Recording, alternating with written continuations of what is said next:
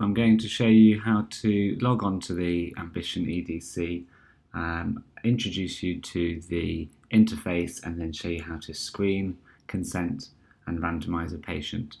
So when you go to the website, you'll have your own individual website per site.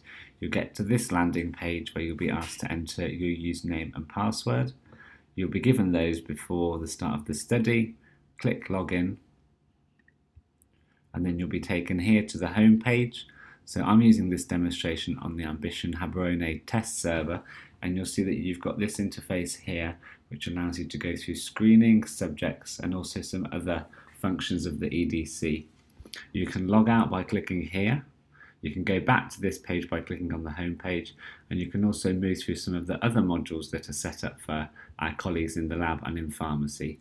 So for now, as I say, this EDC is for testing only. So any of the data that you see on this EDC is for patients that have been made up. So to screen a patient, you can simply click on the screening page. So you can click there, or you could have clicked at the top here, and you get through to your electronic screening log. So you'll see that I've been screening lots of different patients over the last couple of months, and this is where they're all stored. So patients have their own unique screening identifier attached to them whenever they're screened, and when they become eligible and are recruited into the study, they're then generated with a unique subject identifier. This way, by looking at this interface here, I can go directly to the dashboard of patients that have been randomized. I can move on to consent patients that I've screened and that are deemed to be eligible, and I can also review which of the patients I've screened which are not eligible. For example, this one here, I can see that this patient was ineligible because of a previous history of cryptococcal meningitis. So to start a new screening, you simply click on Add Subject Screening, and you get taken through to this page, which is essentially an electronic version of the inclusion and exclusion criteria. So you simply input your information for your patient. So I'm going to select a 20-year-old male, first episode of cryptococcal meningitis, known HIV positive, normal mental status, participant or the legal guardian willing to give informed consent, so this patient is. Is the patient pregnant? In this case it would be not applicable because it's a man. Similarly for breastfeeding, any previous adverse drug reactions, concomitant medication, and any previous treatment for cryptococcal meningitis.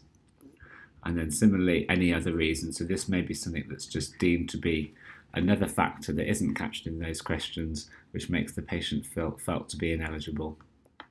Also here, I'm able to input the blood results. Now, these are the blood results that are the early withdrawal criteria for the study.